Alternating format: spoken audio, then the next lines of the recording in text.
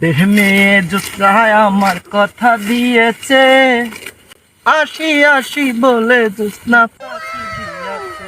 বেদের মেয়ে জোৎস্নায় আমার কথা তা দিয়েছিলে।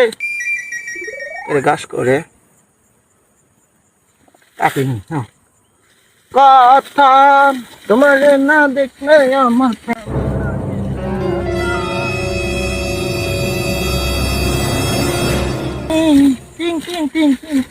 মেয়ে গাছগুলো ঘুরে কে রে গাছ দেরি লোক কনে গেল না থাকলে আমি যা গাছ কিনছি।